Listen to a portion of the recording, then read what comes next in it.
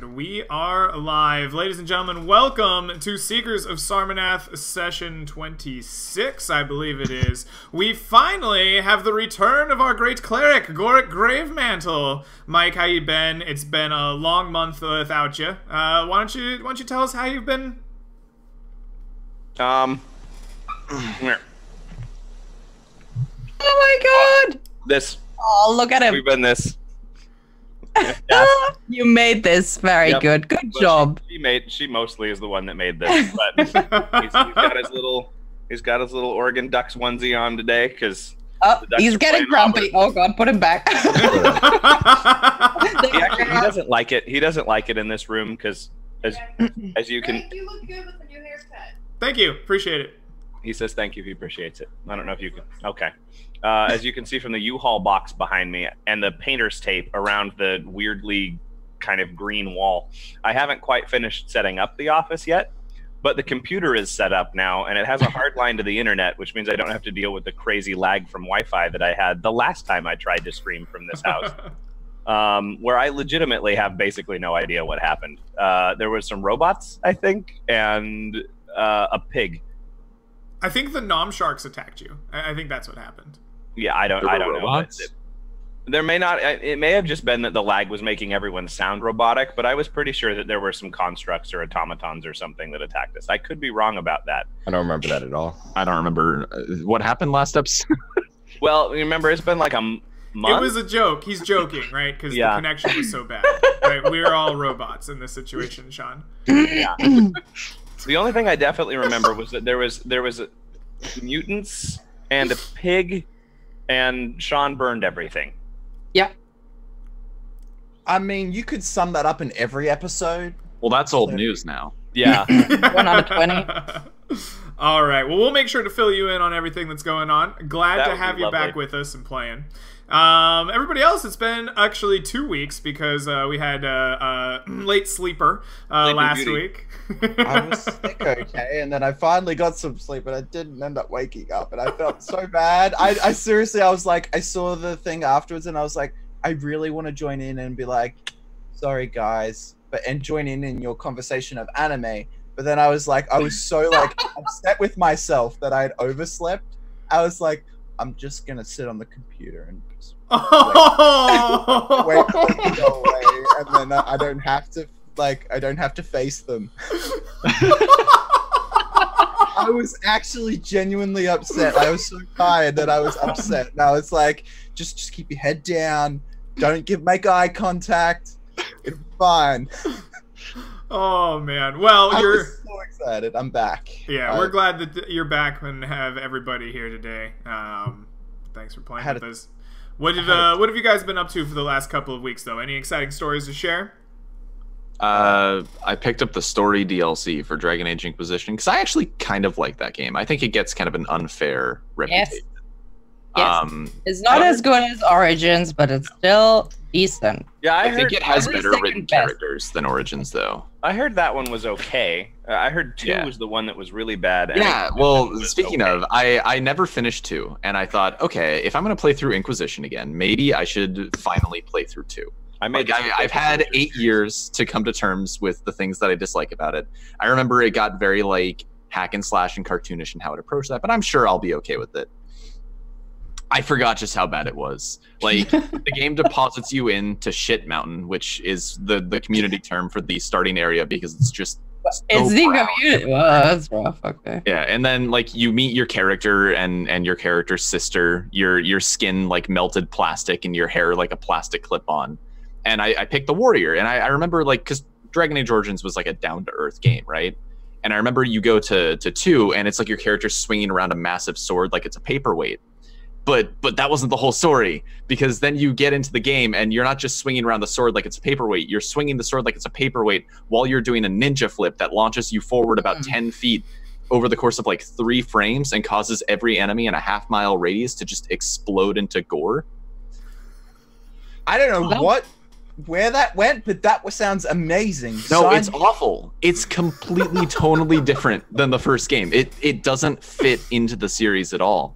Like you're playing Hawk, and your 3 options are like the good boy, which is the most boring good boy to ever exist. It's like two people are about to fight and you go, hey guys, why don't we try being friends instead? And then one of the NPCs will be like, you know, Hawk's right, we should probably try being friends instead. Or you can be, the third option is like, you can be the biggest jackass who ever lived. And then the second option is you can be the guy who's like smug and witty, but is neither of those things in actuality. Like there's a compilation of Hawk's best lines for the witty dialogue option, and it's painful. And like I went through the comments and had this like weird moment where everybody was like going, oh my god, I love these lines so much. And I just like confusedly go back up to the video and start playing them again, and they're all terrible, but everybody except for me seems to love them, and I don't understand.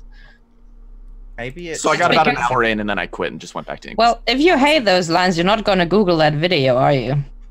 Because you would think it actually exists. You bring up a really good point, Faye. I'm on board. That's fair. That's probably why it didn't have very many views. I like it. The passive aggressive burn. All right, Faye. Anything you've been up to, Dan? Anything worth sharing? No, not worth sharing. No. I guess. Dan, are you excited for football season starting this week? Yes, sir. Are you excited or are you nervous? I just thought of it because you need sports in your life. Yeah, I'm very nervous. All right. You know, Oh, I actually had something. Oh, there we go. Okay. Yeah. No, Dan, are you finished? Are you still excited for football? Okay, so listen up. I went to an Italian place tonight, right? And I go up to the chef and they cook. Why are you already laughing? It's just pasta. And so I go up to the chef, right? And they prepare the meal right in front of you, okay? And he asked me, do you want it spicy? And I said, yeah, I like it hot, just, you know, make it spicy. And he looks at me, are you sure? I'm like, yes, I'm sure. And he just picks up like one chili pepper and he like starts cutting it and he looks at me and he's like, are you sure you want the whole thing in there because it's gonna be spicy? I'm like, yes, just chuck it in. I want the whole fucking chili pepper. Like, you know how often I need to tell people, if I want my food spicy, I want it spicy. If you're Indian, you get a pass, right? I understand, because that's next level, okay? But if you're Italian, there's no way it's gonna be too spicy, okay? Like, it's gonna be fine. But if I need to talk for 10 minutes to make sure my food is spicy, that's a lot of effort for like one bowl of pasta.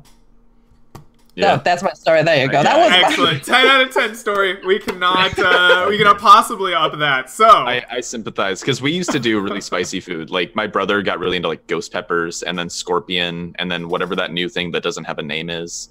Reaper? Wasn't the Reaper chili for a while? Oh yeah, there was like the Reaper. I don't know. Carolina Reaper. Yeah, that one. That's But, not like- food, it's a form of torture. Because I did the hot wings challenge, and Oh, wow. the bomb, it just tastes like pain. Like the hottest sauce actually is nice. The one just before it is. Wait, you fucking did that?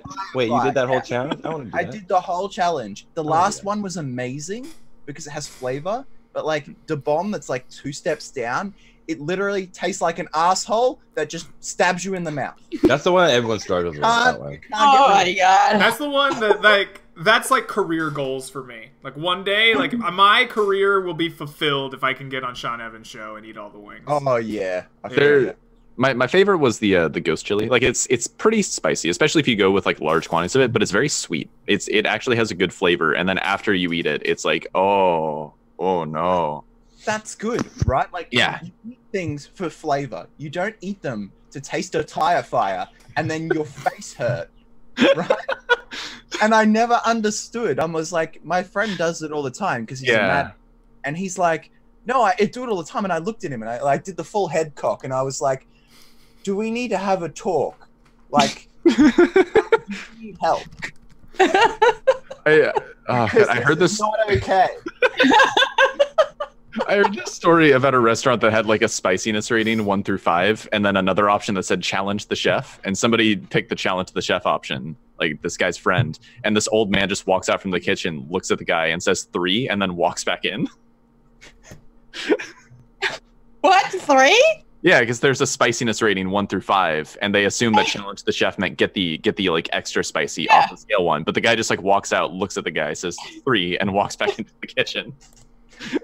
Well, I guess the other chef wasn't on that day. You never know. Alrighty. Oh, So, let probably us enough get story. into game here a little bit. For Goric, and those of you who may have missed a little bit, the tale of our story so far is that we are under the sea. After dealing with the mayhem in Balesport, the party learned that the sea elves were importing strange tadpole-like creatures and dumping them into the water source underneath the city.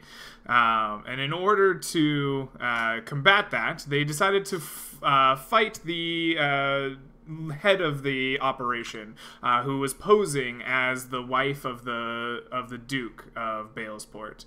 Upon killing her, though, the main quest of saving the Lord was unable to be finished. He was still sick, he was still tired, he was still worn down. And so they met a strange NPC by the name of the Collector, who seemed to have a great and vast knowledge from beyond any one lifetime, and a great collection of magical items. He told them of the ancient city of Raekwon that had fallen beneath the waves, that holds within it a Philosopher's Stone.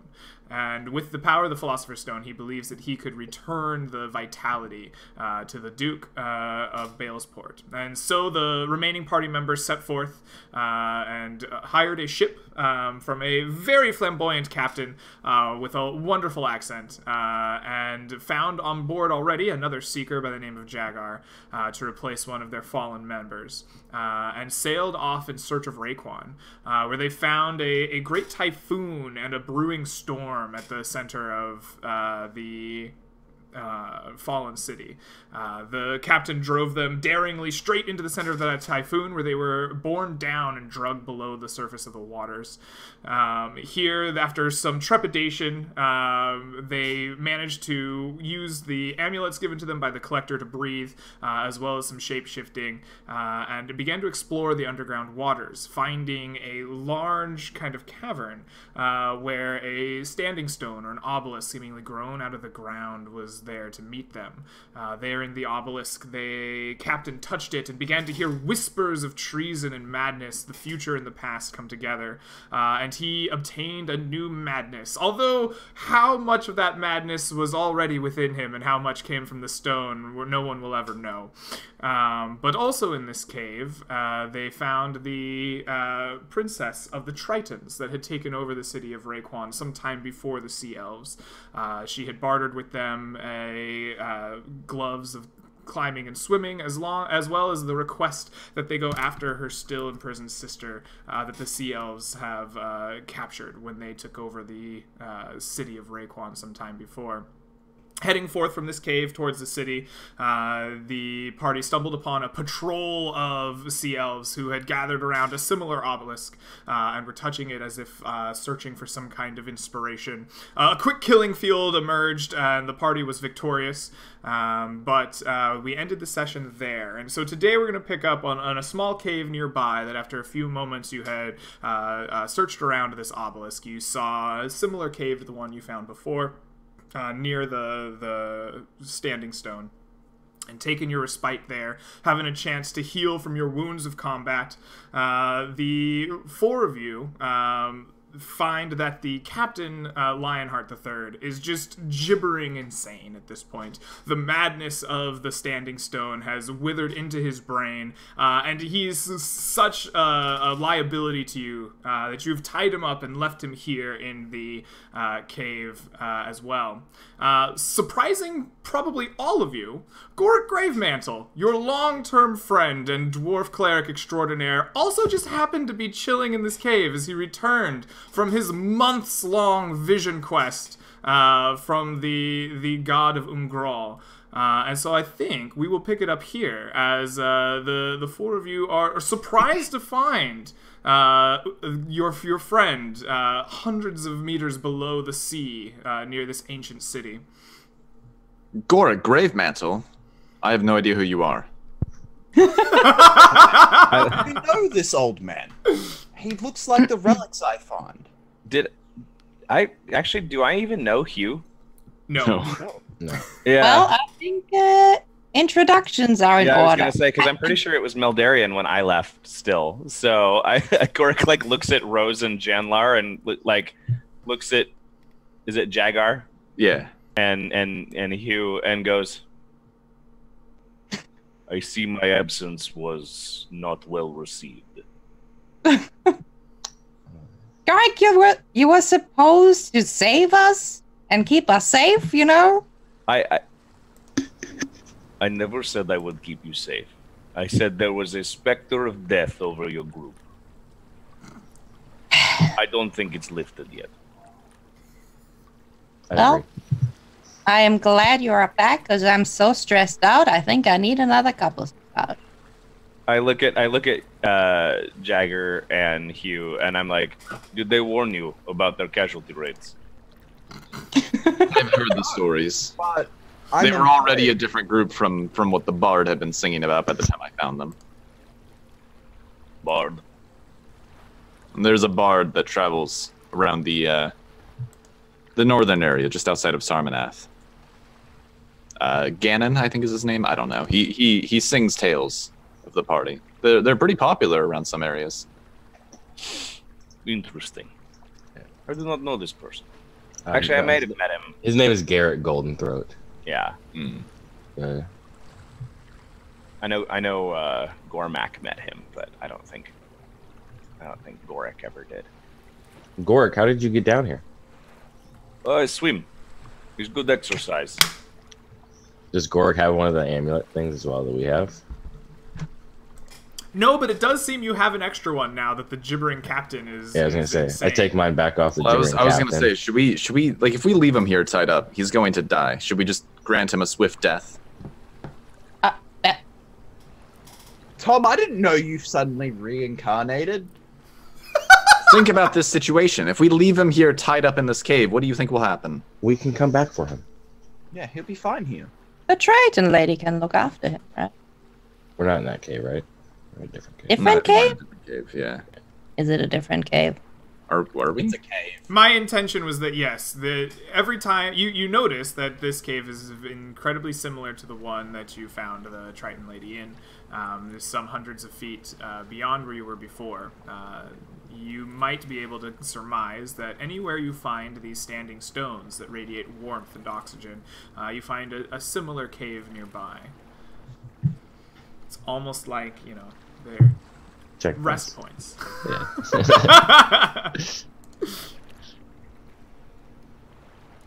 Well, I'm sure we can just borrow an amulet and bring him back up later and bring him back to his crew. Yes, it turns out that water breathing is not the cleric's spell that I know, so I must have just held my breath. I don't breathe a lot as a partially, you know. Wait, you don't know it? Speaking out of character here for a second. I'm pretty sure I know it, or I knew it when I was Tom. No, I can take water walk, but He can water do breathing's not a this cleric thing. spell, I don't think. He's not a Interesting. fish. You know, the powers of Ungral are mighty, and Yeah, wherever God. it must have took him, you know, I'm sure Ungral provided for his cleric. Yeah, it's a ritual spell. Artificer, druid, ranger, sorcerer, wizard. Interesting. Okay, I guess I only have water walk. Oh, What this class? is Gorik. What class is Jagar? Fighter. Okay. He took So my this is place Gorik? because we realized I'm bad at being a So fighter. this is Gorik Gravemantle. He's a very scary dwarven cleric. He can be very scary. I suggest don't stand too close when he gets mad. And this is Professor Janla. He's very fierce, although slightly frail at the moment. I've met Janlar Rose. Oh, right. Sorry. I forgot about that. Yeah. And then You forgot about that. I've been around the whole time. Yeah. this is you, Seafeather. He has the glass eye. He can see magical things. And I think he likes to steal stuff, I'm not a thief, thank you. borrow it and sell it to other people. And then, and this is Jagger, who likes to go on ships, on adventures he doesn't know much about. He's got the moves, you could say. Probably. I was waiting for the first person to make that joke. Yeah. Really? Somebody Somebody already made beat it you in the to it very in first Disco. episode in chat. Like what? Oh. Yes. I'm surprised. And yeah. I'm proud of whoever it was in chat that did it. A pleasure to meet you. Goric Gravemantle? That is me. Servant of Ungral, the god of death and memories. Yeah. So We can tell. Look at you. You're older than the relics I take.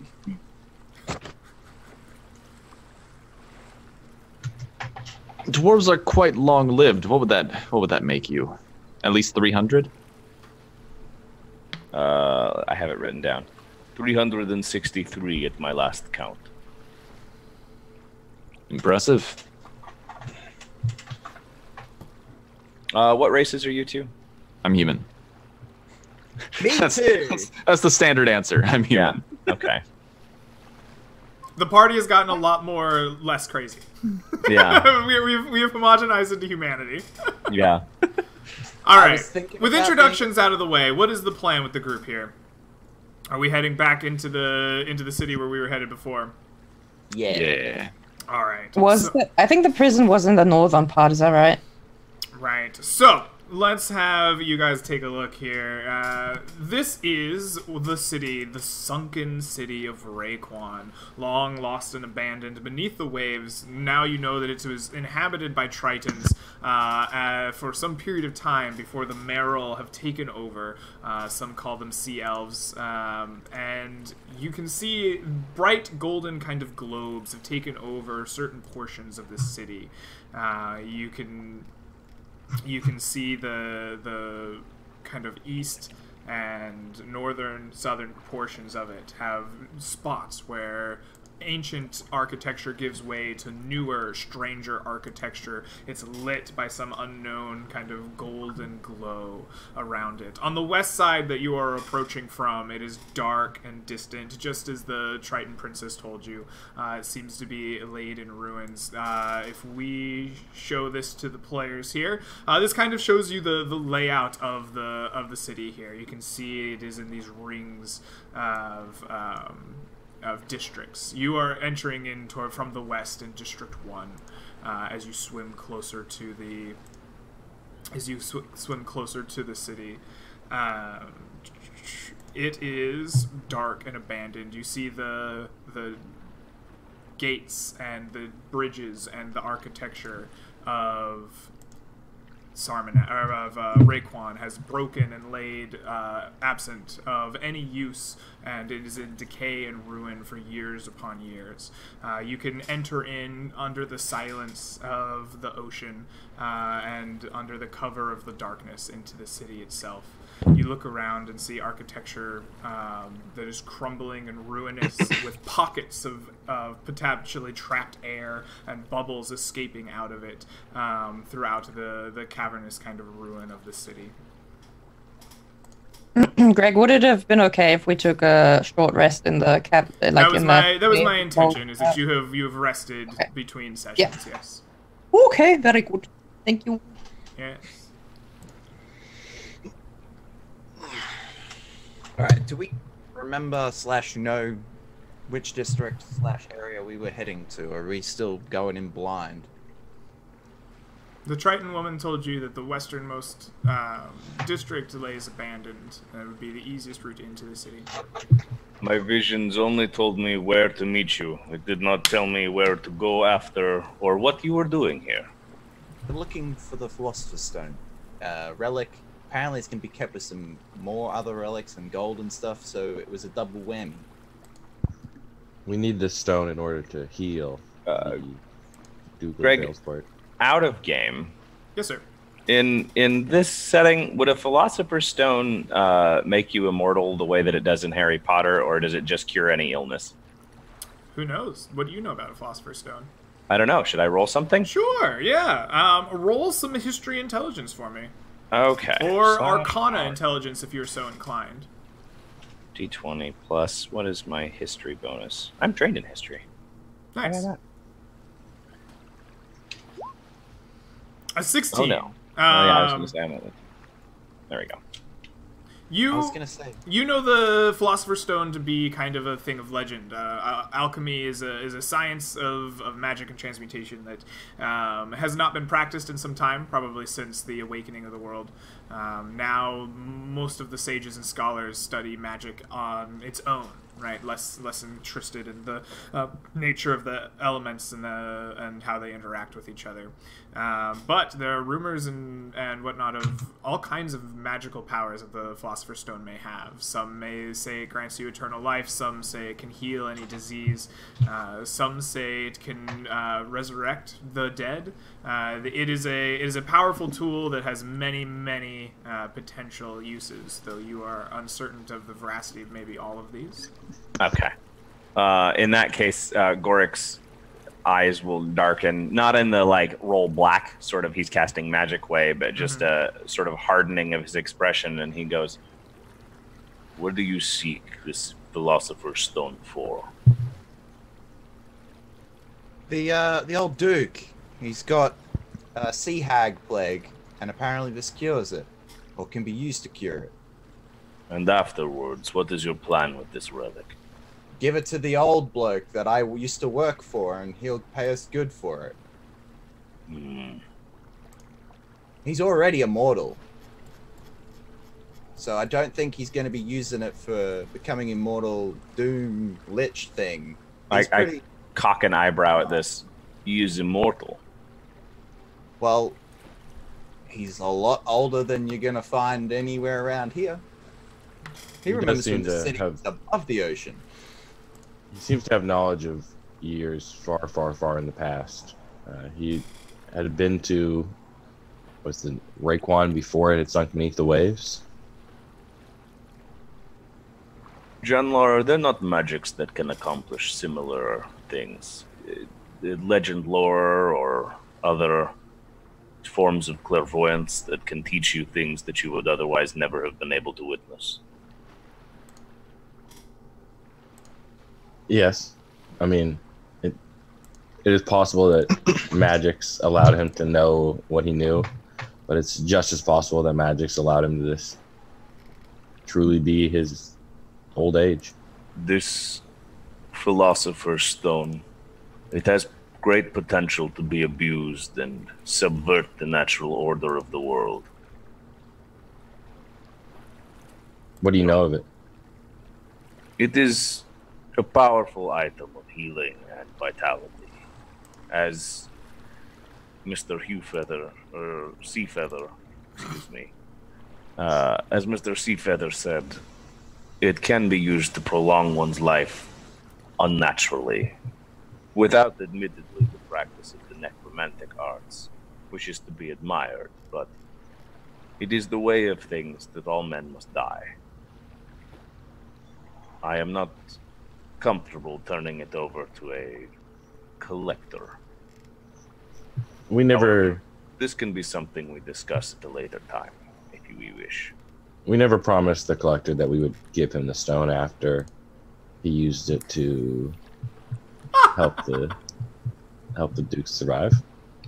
Said he would only help if we gave him the stone, though. Did we? Okay. I think that was the deal that you made. It was a while he back. Said. He said he would help us if we But if somebody brought him else the could stone. use the stone, then it wouldn't really matter. Can you use it, Gark? Do you know how to use the stone to heal the old man? Is my history roll high enough? I could make an Arcana check to see if I know how to use it, not just know about it. Sure, I'll allow it. Give me that Arcana check. This one won't be as good. Well, I mean, it could be as good. Net 20. He's like, oh, I know all about this. I was going to say, but the bonus is a lot lower. Yeah. Yeah. No, there's a lot of rumors about how one were to use the stone. Some say that it's consumed like you would grind it up into a powder and feed it to them or put it in a drink. Some say it is imbued with the magics of the known world, and you would use your own magic as a conduit between them. There are lots of rumors that you've come across, but none of them kind of ring true to you. You're uncertain that you would be able to use it yourself. So I shake my head then. I do not know how it works. I believe it is either alchemical or arcane in its processes, and neither are my strong suits. I was a glass blower before I was a cleric of the dead. Unless we are supposed to melt it down into a potion vial, I do not think I will be of much use. That would actually be bitchin'. You just take it and you melt it into a potion vial, and then any liquid you put in it prolongs your life and cures your ailments. Hell yeah! Put that in notes. We're gonna do that with it. Yeah. That would be sweet. Just turns it into a decanter of life. Okay. We start resurrecting all Millman's characters with it. God, give me all the voices. All right. I don't think You Greg's approach ready. the great city in from the west. You find yourself in the first district, located on the western side of the city, district number 1 on that handout I gave you. It is smashed. The great gates are down. You're in these kind of like ruins here in the dark part of the city. You know that to the north lies another ruined district, and to the south lies a more active one. And you are here in the crumbling architecture of Raekwon. What do you do? Guess we'll start sneaking around. We'll head to base. Yeah, we're looking for the jail, right? Yep. Don't they normally keep the jail underneath the important shit? So probably under 9. Potentially. Yes, Kind of but depends. if your inmates break out of jail, you don't want them in your fanciest district. It would depend on the sort of civilization that they were. Well, if it's under the keep, then it was probably meant for political prisoners and not normal prisoners. This is probable.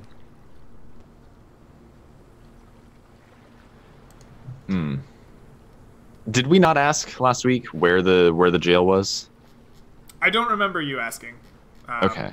Yeah, if none of you have that information written down, then I'm going to assume you didn't, because I don't remember it. Okay. Master guess we just Feather, I presume from your... No, it said find your sister north side of the city like in the Oh, dungeon. there we go. We go. So I guess we're going to 6 and 7? Oh, does this have numbers? Yeah.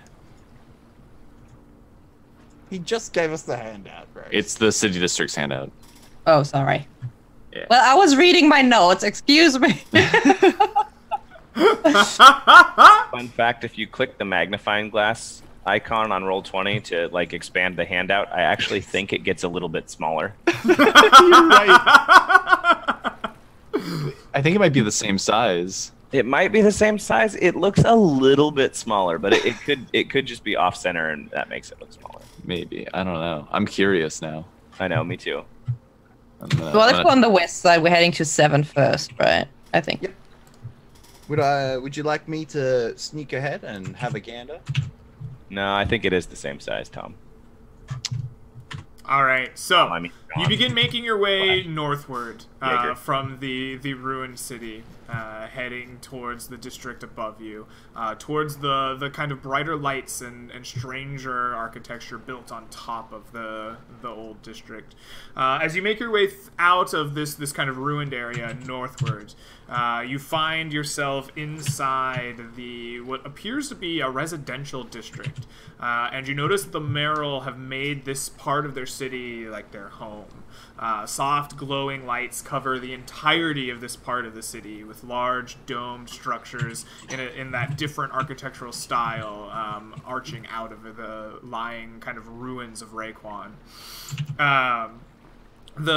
You start noticing as you walk through here that there are frequent kind of patrols swimming around, and there are many kind of just like Merrill family units almost looking. Like they don't even all look like soldiers, just kind of milling about as you reach kind of the edge of the old district looking down into here. You also notice that there are kind of these grotesque-looking altars scattered throughout the district as you look down through the old garden district into this residential area. And they kind of are scattered throughout this district as you're looking down into it. They all seem to grow out of the city, much like the kind of spirey like standing stones you saw before. Is there also a structure that is higher than the others? Is there a structure higher than the others? There are lots of potential structures that are higher than others. Large domes sprout out of the kind of sprawling buildings of Raekwon. The city is built kind of upwards. You see, maybe it's different from the cities that you see above the sea. There are, 2, 3, 4, 5-story buildings that rise up off of the ocean floor here. And sprouting from them are these kind of domed, strange structures of a foreign architecture as well. What about one that is particularly well lit? Why don't you give me a perception check to try to distinguish the level of brightness between the various lit buildings I'm in this squinting. district? Let's see. You please look. Just wisdom perception? Yeah, just a standard old wisdom perception. 18. Alrighty, so you begin to squint a little bit at the area below you in this new district that you're about to wander into. And you see that kind of towards the center of the area, there's a large kind of square building set up aside from the rest of the residential area.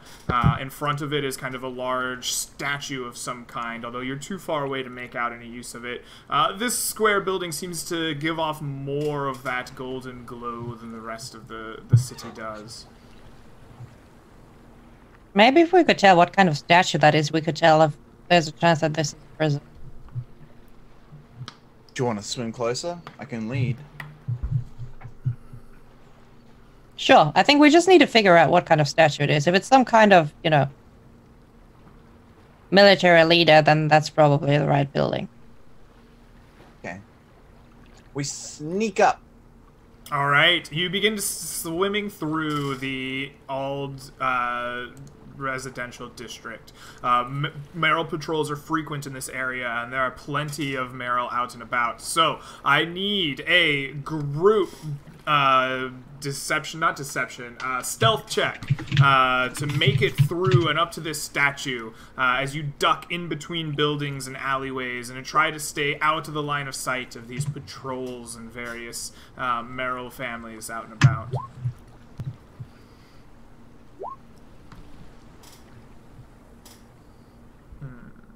Alright, we have 18, 21, 14, 7, 19, and 8. Ooh, good dwarfy stealth. I like that dwarfy stealth. Very good. It's Very slightly good better stealth. than Janlar's, though. The wizard stealth is worse. Okay, so with Hugh's nice lead and his knowledge of how to sneak, the rest of you kind of make your way forward through the city. You don't hear any cries of people noticing you, and you are fairly concerned that, or you're fairly certain that nobody has raised the alarm as you sneak your way forward. You find yourself swimming down kind of what used to be an old main street. The buildings in front of you are kind of broken down and crumbling and old. A lot of the architecture doesn't, the new domed architecture doesn't grow out of these particular buildings. And you see in front of you a large kind of circular dais where a raised statue grows out of it.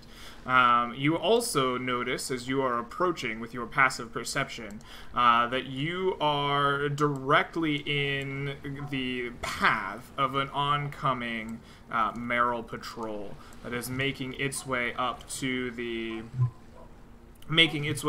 statue as well. down here to the southeast.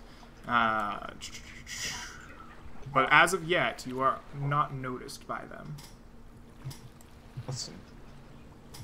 I want to say, nice touch with the fish/sharks over here. I like it. Yeah, I was gonna say I'm a little more worried about the sharks than I am about the marrow. It's a lot of sharks. Sharks are cool. Also, props should be given for the bubbles that are kind of just scattered about. I can't tell if those are part of the map layer or if those were Yeah, dude, added they're in little air pockets for that set you can dressing. breathe. Ah, see, he's making the sea level so good. How far can we move, swimming wise? If you have a swim speed, then you can move that swim speed. If you do not have a swim speed, then you can only move half of your regular speed. I was gonna say, yeah, Sean is probably really regretting his decision to not play a Triton character. I have magic gloves, thank you very much. that give me a normal swim speed. Ah. I'm gonna sneak up behind this building here and just kind of plant myself against this wall. Oh yeah, Greg, should I have taken a magic item at some point, or since I wasn't You're there just for coming that? back as you were, my friend. Okay, that sounds like Yeah, a plan. yeah. Alright, you begin sneaking up behind this building here. You see the patrol. It is marching its way towards you in kind of a line. They don't march so much as they swim through the water. As they come by, you notice that they are trailing behind them a kind of wounded Triton person. You're of indeterminate gender. They are so beat up and looking, and they are chained and being kind of drugged behind them. Sorry, the dog's Okay. I'm gonna look over at Hugh. And oh wait, we're both wearing the water breathing things, right? Mm-hmm. Yes. Okay, so I think to you, instead of making weird gestures, I think that might be our prisoner. You want to set up an ambush? Yeah. Thoughts on how you want to ambush them? I have a feeling they're going to go from right to left. I was just planning to charge forward and start hacking, but yes, we could wait for them to start. They're going to go left. We could wait for them to start moving left and then ambush them from behind. That sounds good. Let's do that. Range fighting doesn't really work under here, even though you can fire a bow underwater. YouTube it, but I don't think I'm gonna have to get close, and it's gonna take me a while. As you're I thought you were a chatting- good swimmer. As you're chatting, the swimming continues, and they seem to be dragging their prisoner back towards this main building to the south. Okay, let's go. Let's go. Ambush time.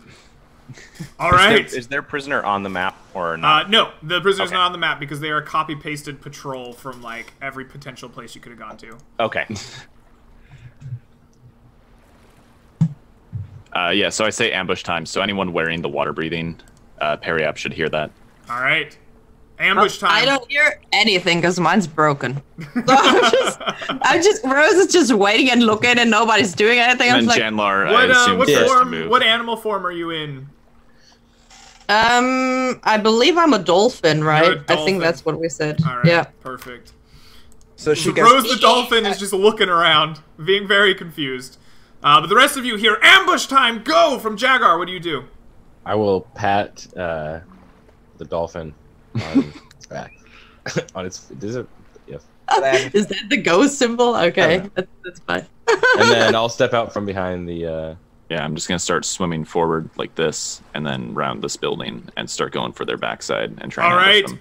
You charge up and rush them with a surprise round as their passive perception is dog shit. Jagar, please, you rush up to the very back of the enemy. Please roll to hit for me. Okay, so this is gonna be a +2, I believe. I think my normal attack is at +7. Yeah, so +2. All So right. I'm gonna take the -5 for the +10 to damage. So I'll attack this guy right here to start out with a 21 to hit. That's a crit because I'm a champion. Definitely hits. Yes. All right, so this guy takes 31 points of damage to start out. Woo! All right, you stab him from behind, and he immediately looks bloodied. He falls down to like a knee at the bottom of the ocean. A cloud of red blood raises up around him, but he does not die. Okay, second attack is a 17. I assume that hits. A 17 does hit, yes. All right. So he takes another 19. All right, he takes another 19 points of damage.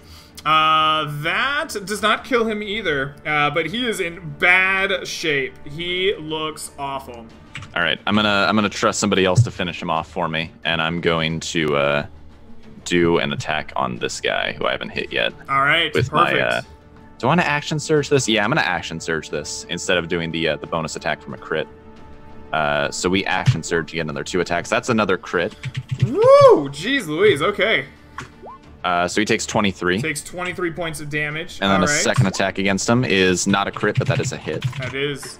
And he takes another 16. All right, you, after a flurry of blows with your swords and your gloves of swimming, you have left a cloud of red blood in the water and 2 soldiers leaning on the ground. They're clearly bloodied by your attacks. Who is next in our surprise round of combat? Did we roll surprise, or are we just going? You have gotten surprise because your collective stealth was stronger than all of the passive perceptions I had written down for these people. Oh, I meant surprise. Like, did we roll a surprise round initiative, or are we just kind of doing stuff? No, you're doing a surprise round. We'll roll initiative when you're done. Okay. Gorik's response is when not Tom yells ambush time and goes charging in, will be to start casting a spell, but because he wasn't like quite ready for ambush time, it doesn't go off until after he gets charging in there, and I cast silence centered right in the middle of their little group. Nice. So I will draw a shape. We're gonna make it. What color is silence, do you think? What is the color of silence? I think the color of silence is gray. Okay. Yeah. Nice bright gray. Yeah. 20, is it 20 foot radius? Yeah, 20 foot radius. It's 40 foot diameter sphere. It's a big sphere. 20, 30, 40. This is not a sphere. This is a box. I don't want a box. But we'll go with that for now. And then I need to move it. Whoa. Select, move. Can I select mine? There we go. So I'm gonna center it about there. So right after he gets there and hits them with the old 1, 2, 3, 4. I cast silence, and just all sound in that area just stops. All right, excellent. You cast silence in this gray. You hear the like gurgling of the water, the slashes of Tom, and then an eerie silence surrounds the like red blood in the water. Excellent. That is Gorik. Who else is going? Who has a surprise round action? Hugh. Hold on. Hugh swims another 15 feet and he's like, Esteban, it's time to kill. Esteban slides out of the holster and rushes forward. I guess we will get you a sword here. Just 20 feet away. Goddamn. But Esteban's quite excited voice. I can't do his voice, but hella excited. Esteban Montague Garcia IV! Who is he chasing after? Ping him for me. Doing. This one! Oh, he swings forward. Please go ahead and roll to hit. Advantage. Advantage? Because it's a surprise round. Yeah, yes. brother. 12? Alrighty, what did you end up rolling here? A 12 to hit! It is not hit, even with advantage. You are not able to strike him down. No worries. I like that big Alright, you should have control over Esteban's token now. Woo, I do! Nice. Alright. That is my turn. And that is your surprise round. Okay, so we have Rose and Janlar. What are you doing? So this is as far as I can move, 15 feet. Do I have an angle to cast magic missile here, or are these houses in the way? If you can draw a straight line with the tool here, then reach there, then not hit the houses or the like center of this statue, then you can do it. Okay. The statue is on a dais, but the dais is very low. You could do a diagonal movement to get one over to there. I can't move any. I guess I could have moved like here, but I'm just gonna continue to move forward because I'm pretty far back. So I'm gonna. Okay, you're gonna go with a double swim. Here. All right, excellent. You rush forward. Rose, what's your surprise round here? I think I'm gonna charge in as a dolphin. I think that's what I'm doing. All right, dolphin swim. I got 80 feet of dolphin movement, so it's just enough to ram that dude in the back. Nice. Get up there and ram the dude. That's what I'm gonna do. So, and since I'm a dolphin, I get a charge for that attack, so I can ram him and bite him at the same time. Dolphins have charge attacks? I was gonna say, what does that dolphin attack look like? I can't.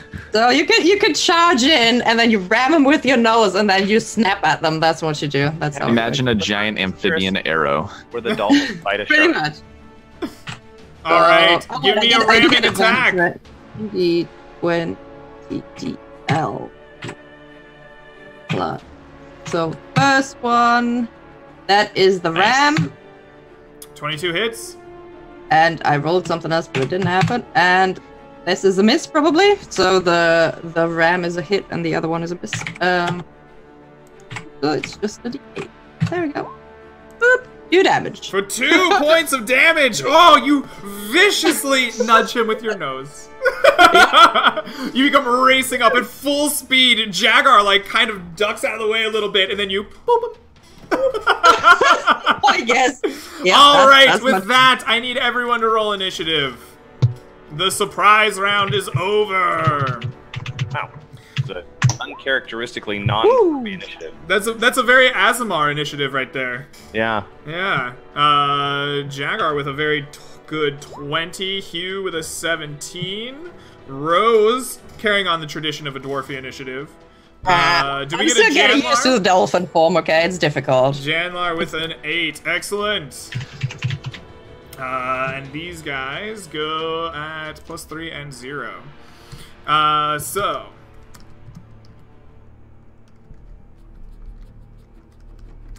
The soldiers will go at 20.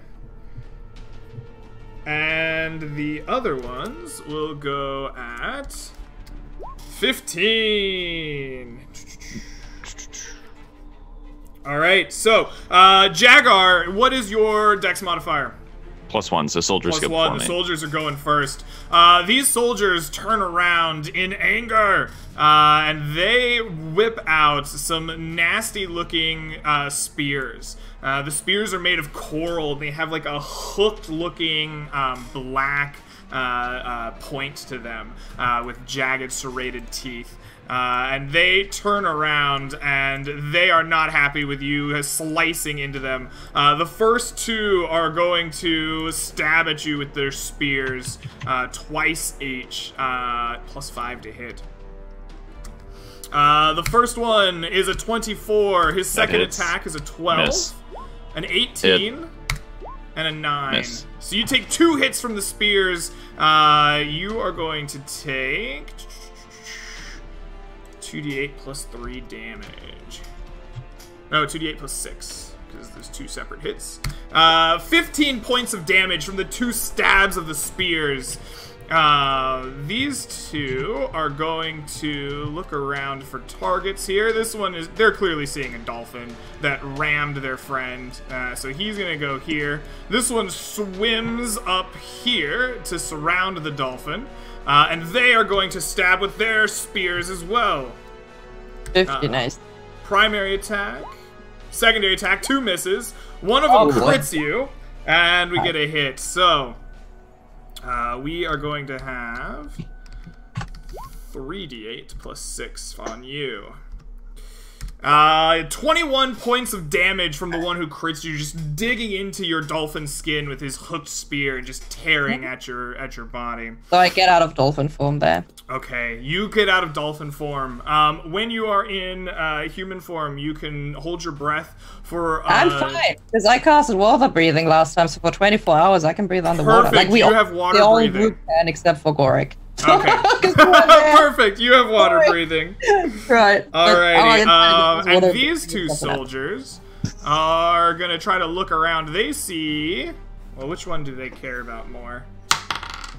Oh, they see Hugh, and they're gonna swim after him. He can get there, but this guy cannot. He gets stuck in between. And he's gonna make 2 attacks at you with his spear. One for an 11, and the other for a 15. 15 matches my AC. Let's do this. So that's a hit. It's that a last hit. one. Yeah, alrighty. Yeah. Alright. So you only take a single spear blow as the hooked blade of it reaches past your leather armor, and like they kind of saw at your flesh with the serrated hooked end of their spear once it hits. This one turns around, begins waving his hands and seeming to speak. Are these guys who go at +0? They are, yes, they don't go. Never mind. None of that happens. He's still turned around because it's not his turn. Jagar, it is your turn after you've been struck by their spears. What do you do? Alright. First attack on this guy is a crit. Yes, it is. So he's going to take 46 plus just 4 now. So he takes another 25. And he dies. Okay. Your blade just cleanly decapitates him, and he sinks to the bottom of the ocean floor, dead in front of you. Okay, second attack against this guy. All right. Which is a 10 to hit, but I get a third attack because I landed a critical hit. Yes, you do. And I'm going to hit for 18. 18 hits. All right, 2d6 plus 4. He takes another 10 points. Another 10. All right. He staggers back a little bit from the force of your blow. You're like, even underwater, you have this ability to just kind of rush forward. But he's still alive, though bleeding profusely in front of you. He seems to be quite low on health. That takes us to Hugh Seafeather. You have one of these things rushing right up to your face to strike at you. What do you do? Yeah, that's a nope. I'm gonna stab him with my rapier. All right. Right. Do you have a swimming speed, sir? No. So I take You it at will swing at disadvantage. roll another one. 23. The 23 still hits, yeah. And this guy's gonna need to make a Constitution saving throw, huh, for your wounding blade. Alrighty. Do you have 20 dex? 18 dex. How do you get to +8? He fails your wounding blade, so please roll me damage. He takes 7 points of damage, and he is wounded. We will go ahead and put a little red mark on him. He has 1 stack of wounds. All right. I'll check that for you. It generated itself. Apparently, I'm proficient. Oh no, it's because you have a +1 weapon. Yeah, My bad. it's 4 dex, 3 proficiency, and +1. I just saw that was a +1 right there. Okay. Yep. Anything else you're doing on your turn there, Hugh? Esteban. will Esteban! attack. I think he will move and attack the other wound. Actually, no. Esteban's all about a fair fight because he's a swordsman. So he will turn to the unwounded one that was coming after me. Let me just rotate him. And then go over here and attack this guy here. Haha! Esteban Montague Garcia IV shall strike at thee!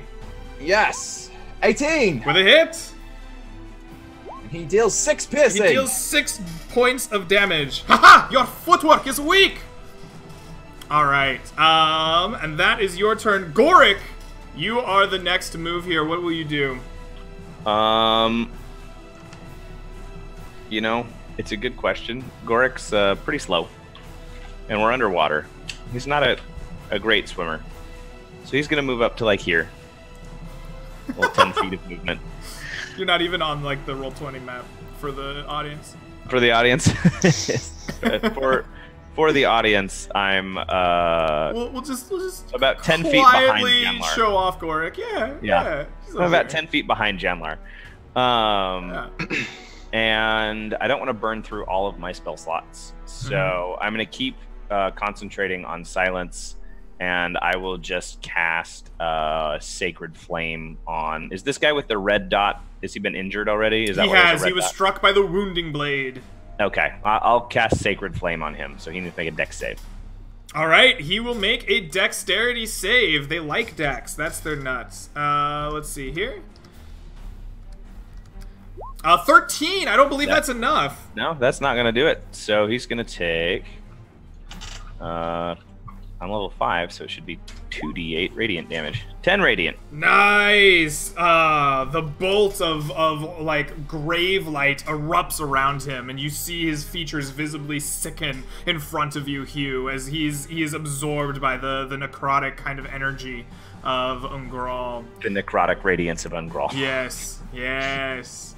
All right, that is the end of your turn, Hugh, which brings us to the other characters here. So, as described before, this one turns around to face the stuff behind him, begins twisting his hands in a rhythmic motion as if he were attempting to cast a spell, but then nothing happens. And then he looks around very frustratedly for a moment. This one, seeing that happen, begins to stride forward. Well, he strides forward. He swims forward to get next to Jagar here, raises a bejeweled staff, and swings it forward with a kind of a whipping motion. And you feel the water around the staff twirl and snap at you as if a whip had been struck at you. Please make a dexterity saving throw, please. Fighters get it for con, right? Yes. Yeah, so I don't have the bonus. No. No. Alrighty. Please take 6 points of concussive damage, and you are also held by the waters around you. You feel the waters whip and strike you, and then a small current forms underneath your feet, and you are held in place. You will need to make a swimming athletics check, athletic strength, to pull yourself free from the spot you're in, should you wish to move. Okay, so it's just if I need to move. Yeah, you can still attack, but you are held in that location. Okay. And that is their turn, which brings us to Janlar. You've seen the magical staff this one wields. Hold your friend in place. What do you do? I'm gonna continue moving forward. I'm pretty far back here. And now that I have an angle on this back one, I'm gonna cast.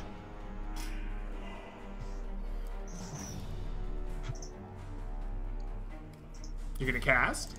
I'm gonna cast Shatter because keeping us in suspense there. Sorry, no, I was just deciding. I'm gonna cast Shatter. Okay. You cast Shatter. Actually, yeah, never mind. He's in the silence. So I'm gonna keep. I'm gonna cast Ray of Frost. Sorry. You're gonna cast what? Ray of Frost. Ray of Frost. Okay. Does that get supercharged underwater because he just freezes all of the? Go ahead and roll to hit. A 26. All right. You put your hands together, whisper the arcane words. They bubble out from your now water-breathing lungs, and a ray of ice just forms like a crystal pillar through the water. It strikes forward like a spear. Please roll an additional d8 of damage.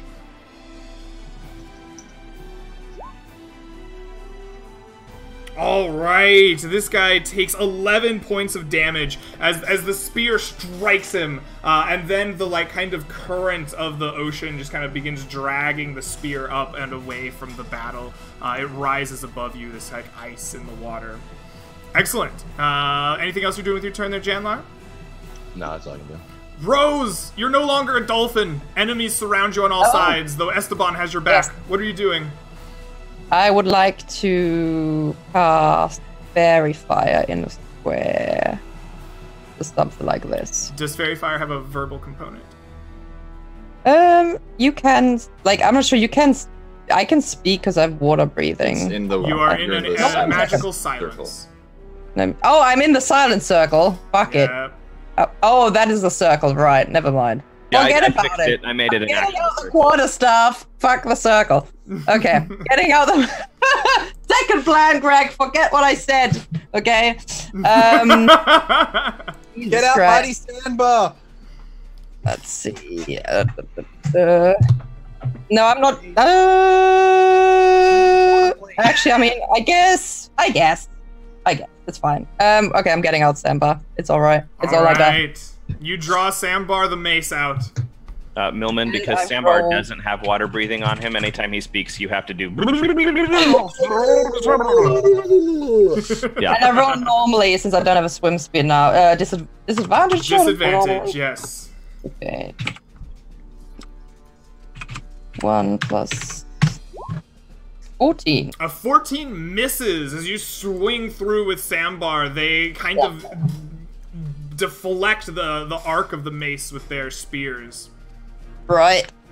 Well, there we go. All right. I don't have many bonus actions, unfortunately. So. All right. That makes it the soldiers' turns. The soldier here sees a held in place Jagar, and a wicked smile kind of crosses his bloody and hurt face. And he is going to go back in with his spear for more. He strikes at you. With a 20 to hit That and hits. a 9. So the first one hits, he will do a single d8 plus 3 points of damage. You take 4 additional points of damage as he hooks his spear in there. These two on Rose sees you flail at them with a mace, and a wicked fanged smile reaches their lips, and they begin stabbing down once again at you with their hooked spears. One of them critting you with his primary attack, critting you with his secondary attack, critting you with his third attack. AFK. Oh my What god! the heck? Oh, it's still a hit. It doesn't matter. They all hit. So goodbye, sweet prince. Oh my god. Okay, That's so 2 crits. Damn. that's 3 crits. It's 3 crits. Oh, sweet. you're rolling for both attacks. I thought you were rolling advantage or something. So that's 68 Oh. plus 9 Yeah, for the crits. I'm gonna be unconscious. I can't. That's Unless he rolls really badly. The last one was a hit, right? Hits. What are you? Yeah. What are you at, Rose? What health do you have? You take 49 points of I'm damage. unconscious. Okay. Are you alive? Yeah, I'm alive. That would have killed me outright for sure. But you have 7 HP, Jedlock. I had 23. Alright, you are unconscious and down as the soldiers viciously stab at you with their hooked spears. This one sees that you are well taken care of, doesn't know how to fight a floating sword, so it's just gonna step forward to attack Hugh. It doesn't leave the threatened range, so I'm not even gonna bother to figure out if Esteban gets a attack of opportunity or not. And he's gonna stab with his friend at Hugh with an 8 and a 12 and an 18 and a 12. So I think only 1 hit there on Hugh. Yep, 18 hits. All right, you're gonna take. Back to crits. All right, I don't need to die too. You take 9 points of damage from their spear attacks. And is that all the soldiers? That is all the soldiers. All right. All right. Jagar, what do you do? I need to take this guy out, so I'm gonna take a swing at him. He's already taken a good amount, so we're gonna hope that we finish it. No, that's a miss on the first swing. Second attack is also a miss. Yeah, I don't. You know what? I'm gonna use my bonus action to second wind. Okay, you take your D10 second wind plus as you are stuck in place next to this soldier. 9 healing back. All Okay. right. Excellent. That is Jagar's turn. Hugh Seafeather, you have 2 of these people in your face. You just watched your friend Rose get taken down. What do you do? All right, I am going to use my cunning action to disengage, Okay. and I'm yes. going to move here, and I'm trying to commit medicine on. All right. Please make a medicine wisdom check. Oh lordy! I succeed. That is a success. All right, Rose, you are stabilized by the medical care of Hugh Seafeather. You will wake up in D4 hours with 1 HP. And then Maybe. hope Esteban killed somebody. All right, Esteban, who is Esteban attacking? He's still attacking this guy right here. Same guy, alright. 23, he 23 hits. hits. Oh, Esteban, 10 points 10 of piercing points of damage. Aha! Esteban will cut thee down. It is also your turn. You've used your bonus action. As a reaction, would you like to make this one that you've struck with your wounding blade bleed? Yes, please. Alright, please roll d8 damage. He takes 2 points. Alright, the wound bleeds for 2 damage, as he magically feels that wound deepen and cut into him. Alright, that is your turn. Goric! What do you do? Rose, Our short little friend. Rose just went down. Yep. Only one of them is down so far, right? That is Yeah. correct. How hurt does the one with the that got hit by the wounded thing or the wounding blade? He look? is not yet bloodied. Okay. Though It's, he does. it's still. It's got some fight left in it still. Yes. All right. Well, I'm gonna start my turn by. Well, do I actually want to move forward? I will move forward purely for the sake of putting myself on the Roll20 map. Very nice. For no other reason. Otherwise, I would stay farther back. But just so I'm on the map for the viewers at home, I will move up to there. And then I'm gonna cast a 3rd level healing word on Rose. All right. Because she's unconscious, not dead, right? Correct. Okay, so at 3rd level, that's 3d4 plus my wisdom, so 4, 8, 12. Rose, you get 16 HP back. Nice. And that's because you are a Grave Cleric. Grave right? Domain Clerics Yes. restore maximum hit points to characters at 0 HP. Excellent. So, Their spells. Rose, So. you hear the mighty voice of Ungral rumbling in your unconscious mind, and you wake up with renewed purpose. Yeah, Rose, Janlar probably wouldn't notice because Goric is standing so far behind everyone else, but Goric's eyes kind of roll up in his head and roll black, and Rose, in her sort of unconscious sleep, just sees like this sort of robed, tattered, spectral Goric appear, and he just goes, "Not yet, little bud. You have more growing to do," and reaches out a hand and pulls you to your feet. Right. Excellent. So your That's eyes 16 snap HP. open with 16 It's not a lot, HP. but you're back. It is something. I'm taking. It's pretty As long good as you healing. take 3 Yeah. crits again, you should be okay. And that brings us to these 2 casters. This one has his eyes set on Jagar. He's going to just swing to hit again. He already has you caught in his magic, so he's just gonna attack you with his staff. With a 4, he's not very good at it. He doesn't want to get too far away from you, though. He's now a little scared of being this close in melee. He might be regretting some life choices. This one here doesn't really know why his spell failed, and he's upset about it. He's gonna move in a random direction and try to cast again. He's gonna move this direction. 10, 15, 20, 25. And he's not out of the spell. So he continues to try to cast a spell. His hands move, his lips flap. He thunders out an incantation, but nothing comes out. And then he slams his staff on the ground and throws a tantrum. And that brings us to Janlar. It is your turn. What do you do? I'm gonna continue to attack the one closest to me. It's been wounded. I should not continue, but I'm gonna turn to this one and attack it with Ray of Frost as well. All right. Who are you attacking with the Ray of Frost? The wounded one. This one that has the wound. All right, perfect. You roll a 19. It hits. Please roll me the elevated damage. Woohoo! 18 points of damage. Very nicely done.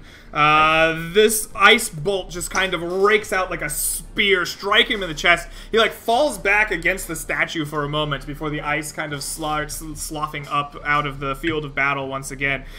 You can tell that this one is bloodied after that strike. And then I'm gonna move a little way. Okay.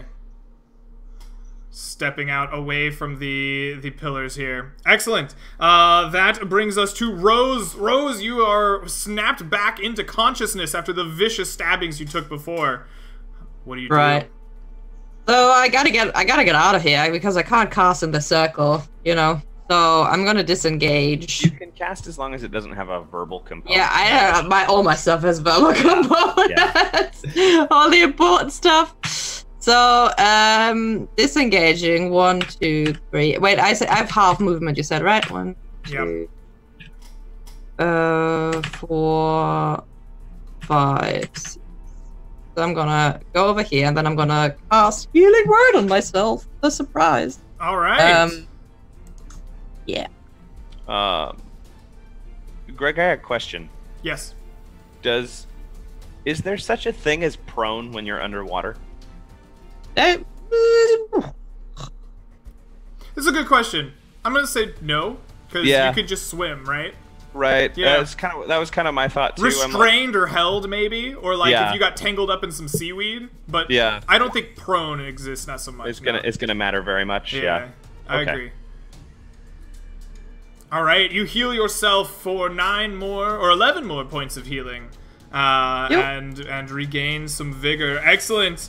That brings us back to the soldiers' turns. This one here still eyes Jagar aggressively, and he will swing at you with his spear for a 13 and a 15. And he's starting to maybe lose faith in his spear abilities. These two here, let's see. This one likes the odds of a entrapped character, and he will step forward and try to strike at Jagar as well, with a 10 and a 14. Jagar being a very effective tank. This one here is going to go after Hugh now that his initial prey was gone. But there's a sword in his way, and there's a buddy in his way. So he's going to take a very roundabout way to get there. He's going to stay here. He's not sure if the sword can hit him or not, so he's going to stay right there. And he's going to attack Hugh with a 21 and a 12. The second roll, no. Roll below 9, please. He rolls a 6 points of damage with his spear attack, cutting into you further. He's a top bloke. That's what we call him. Yes, and these two here were attacking you. You disappeared. He's not sure what to do about the sword. He's gonna try to fight the sword. It's attacking him. He's not particularly bright. He doesn't know if he can get away from it or not. He attacks the sword, which is parried effortlessly by Esteban Montague Garcia IV. It is just dancing in the water as if it wasn't even there, blocking the blows. And this one here, while wounded, sees the wizard casting ice at him and is not happy about it, and he's gonna rush forward here, and he's going to try to strike down Janlar to prevent more ice beams. Shield as a reaction. All right, you use your shield as a reaction on the first attack, which is an 8. And a second 8. He's suddenly the very hot dice are abandoning the soldiers. They don't know what to do. They burned them all trying to kill Rose. They did. They really tried to kill Rose. They were not happy that she impersonated a dolphin. They were like, we're gonna get this dolphin impersonator out of here. The natural enemy of Marrow, dolphins. Dolphins, yes, yes. Jagar, you're held in place, but you have many people surrounding you. What do you do? I'm gonna morph into the river undercuts the bank and try and finish this guy off. Nice, nice. That's a crit. That is a crit. So that's plus 4. So it's gonna take 22 points of damage. 22 points of damage, 45, 55, he's dead. Yes! Awesome. Boom, a second marrow falls before your blade, this time almost eviscerated at the knees. Then I'm gonna go for this wizard guy and go straight into River of Light. Alright. With a rising strike. Yep. That's a miss. I was going for the thing, but I do get a third attack, which is a crit. Oh, nice. And that one is a 32. Holy Hanna-Barbera on this guy. He the took wizard. some damage, too. You went into River of Lightning? Oh, he has more HP than the other guys do. Okay, he's fine. He is bloodied though, as your like rising strike just like gets underneath his staff that he was trying to hold on to, and you just cut this like big deep gash right up his chest. You even get a little bit of his face with it. His eyes widen in surprise and a little bit of fear as he is bloodied. Do your crits stack? Do you just like keep attacking as you crit? No, it's a bonus action. Okay, you just get the bonus action. That makes sense. Anytime I kill or land a crit, I can take a bonus action for another attack. All right. Hugh Seafeather, you are getting pummeled by these hooked spears. You are low on health. You see your friend stuck in place. What do you do? I appreciate the dedication to the silence, but we need to hear you. Is this one bloodied? I just realized that was No. Okay, so... No, he is not. How do I want to play this? Alright. I guess I will start attacking the one to my south. Okay. Okay, so we'll stab him with the Rapier of Wounding at disadvantage. I'm going to remember this time. 26! A 26 hits, yes. Please roll some damage. 12 piercing. 12, and they will make a save against your wounding effect. Constitution. They fail, so this one is also wounded. He has a single stack of wounds. And he takes an additional 12 points of damage. Very good. Esteban is going to attack the one that he just parried. Okay, perfect. What's his superiority? Absolutely. With a crit? With a crit! Oh my goodness. Hell yeah! 13 points of damage. Woo! Esteban is just slowly working this dude. The one in front of him is bloodied from Esteban. Esteban is slowly taking him down by himself, just dancing in between the water, slicing in between his defensive parries. Millman? Yes? Do you sneak attack the guy that you stabbed? Ooh. Not this time, because I forgot. Never mind. Would you like to use your reaction instead to make them bleed? Yes. All right. Please roll a d8 for each of these people that are bleeding. 2? Cool. They take 4 points of damage additionally. Does Esteban count as an ally for sneak attacking? Sure, why not? This guy is very preoccupied with him at the moment. I say this guy is easy bait. Noted. All right, that is Hugh Seafeather. Goric, you have seen this all take place in front of you. What do you do? There is a marrow all up in Janlar's business. There is, yep. That is bad. Janlar is a squishy boy. So I probably will need to blow another actual spell.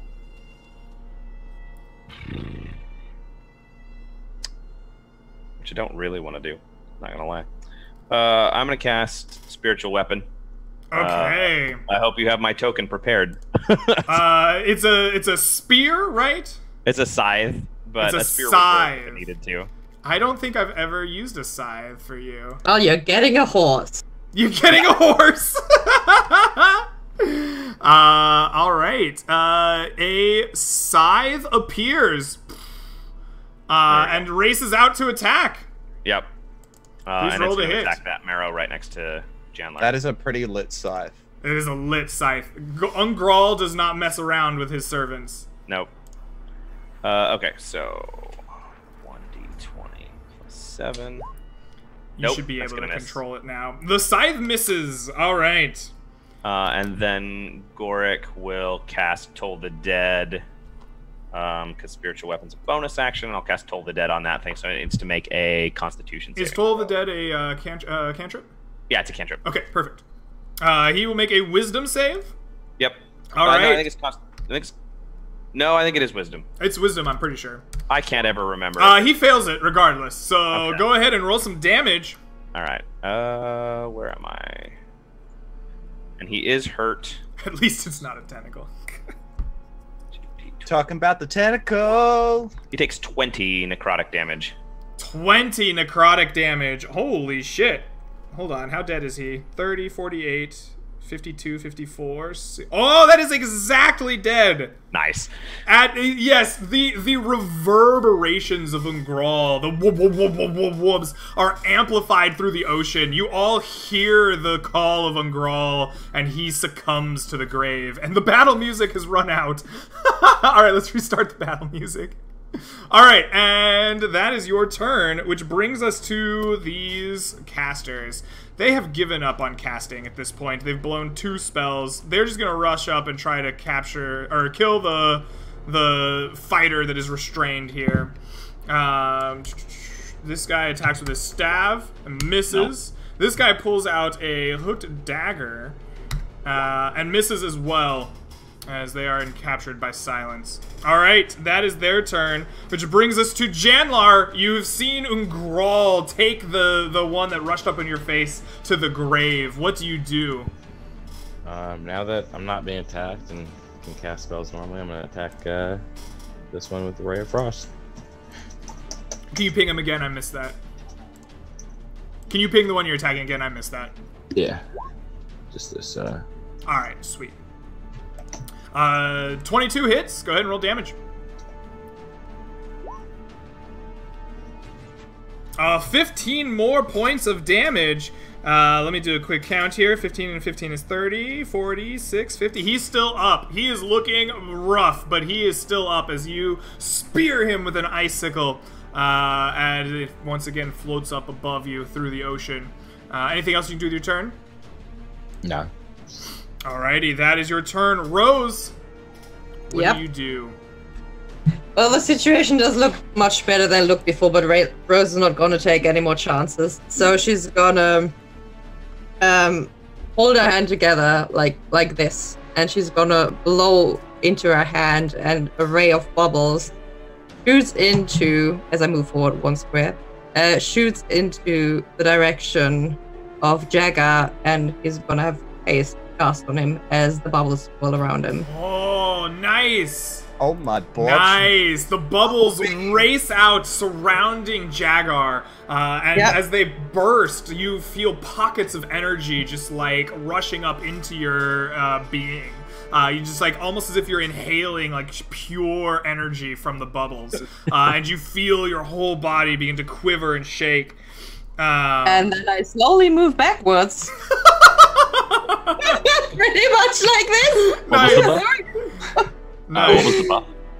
Haste. You get +2 AC and +1. Actually, you can use damage or disengage. Okay. All right, and with that, it is the soldier's turn. There are still 3 of them. This one is engaged in just epic combat with Esteban Montague Garcia IV. He swings in with a dagger that he's picked up, a spear, he's blocking, he's parrying, and at every turn, Esteban is bouncing those attacks away, getting a new slice in. I'm sure if you could hear Esteban, he would be mocking him the entire time. But his turn is taken up doing that. We have one of them that will attack Jagar again. She is determined to try to bring down this one. Doesn't Esteban communicate telepathically? Only if you're touching him. Oh, okay. So that is a 17 to hit Jagar. And with his second attack, a 20. I think that's only one hit. Both hit. They both hit. Perfect. Yeah, I have my AC listed next to my name on Roll20. But you've got haste. That gives you +2. Yeah, you got right. +2. You got +2 AC. Never mind. 1 hit. Perfect.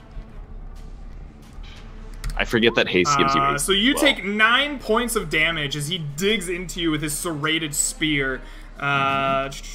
And that is his turn. The last remaining soldier looks at Hugh Seafeather with hate in his eyes and attempts to take him down.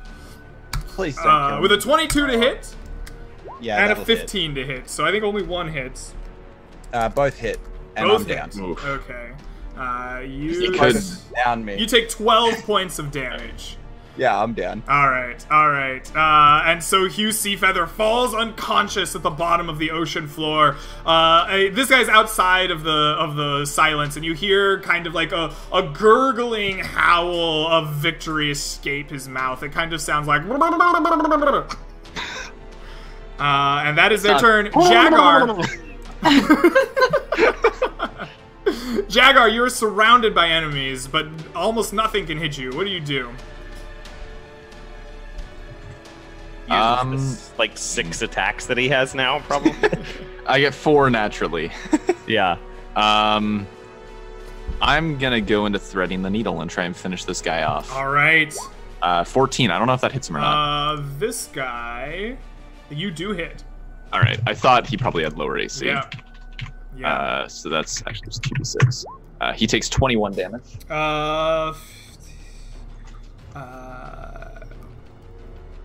He is maybe alive. He's Okay. alive by like 3 HP. Then we're gonna do a second attack on him with just a normal attack. 15 should hit then. He's dead. Yeah. Any amount so of damage. not. You can't roll less than 3. No. All right, you strike him down. You strike out with your sword, like piercing him, and then like with a second motion, just rip it out and finish the job. And then I'm gonna start working on this other caster here. Okay. So third attack comes in. This one we're gonna do the +2. That's probably a miss. That actually hits him. Oh really? He can't cast Mage Armor, so he's hurt. All right. He'll take 21 to start. Okay. Yeah. Second attack against him is an 11, so that'll also hit hits. him. Yep. He'll take another 19, so he's All taking right. 40. He is bloodied. All right. Final attack is I get the bonus action for making a kill. And you're hasted, so you get. Oh no, you already did that. I already did 4, yeah. So fifth attack. We'll do one more at him. Yeah, why not? And that one's not a crit, but it is a hit. So he takes another 2d6 plus 14. He takes 20 again. God, if only he had his action surge still. 41, 56. He is alive. Okay. He is in rough shape. He's like stumbling backwards in the water, like almost like just hanging suspended there as he just bleeds profusely in front of you. Yep. Did the magic from the staff fade out when the wizard died? Yes, it would have. You are no longer held in place by the vortex. All right, perfect. That is Jaguar, which brings us to Hugh Seafeather. Please make a death saving throw. Nice. A 17, 1 success. Excellent. We take those. That brings us back to Goric. You are Esteban. Oh, Esteban. yeah. Yes, I forgot. Esteban In his great sword glory. No, he crit fast. Never mind. Oh! Esteban makes a rare mistake and swings high and wide above the creature's head. And it's an embarrassing moment. There's a lull in battle, and everyone, for whatever reason, turns and looks, just as Esteban is just clearly whiffing. All right. Oh, it's bad. A video game announcer would have really had a go at him. Hold on. Since Esteban is clearly a great weapon, does he get the great weapon fighting style? No. He's like a rapier, actually. I know. All right, Goric. After seeing the embarrassing miss from your magic sword, what do you do? I'm going to move up right in front of Rose to here, Okay. which should get 5, 10, 15, 20, 25, 30. Yeah, should get Hugh just within 30 feet of me. I'm going to use my bonus action to cast Spare the Dying for Grave Domain Clerics. It is a bonus action instead of a regular action, and you can cast it at a 30-foot range. Perfect. So he is stabilized, but has no health. Yes. All right, so you no more death saves for him. You are stable. Yeah. And then I'll use my action to cast Toll the Dead. This one that's fighting Esteban is like practically dead, isn't it? He's very, very close. Yeah. All right, he needs to make a Wisdom save as I'll cast Toll the Dead again. All right. Drop the wobs. He passes. He does, He actually. is so entrenched in his like mano-a-mano battle with Esteban. Like even though the wubs of Umgral surround him, like he is already faced death. Umgral cannot touch him at this moment. Yeah, and then Hugh in his unconsciousness kind of just sees Goric, who has always looked like a dwarf to him in the brief time that he's known him, in his like full like Aasimar glory, like necrotic fallen angel looking, like, you know, just looks at you and your thing and reaches down and says, "It's not your time yet," and just like you feel your body stabilize. Nice. All right. Touch me, win. You'll make up in D4 hours with 1 HP. Rose, no, Janlar, you see the workings of Ungral up here before you. Oh, do you want to move your scythe? I'm sorry, before we get to Janlar. It's a bonus action to move it, and I used my bonus action to stabilize Perfect. Yep. Good call. Janlar, you see Goric stabilize your friend and use his magics ineffectually against the Merrill in front of him. What do you do?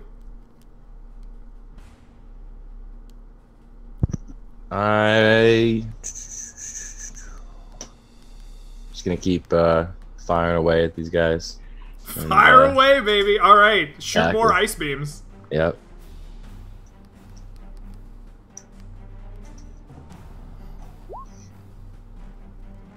I heard it. A 14. Who are you attacking? Him. That is a miss.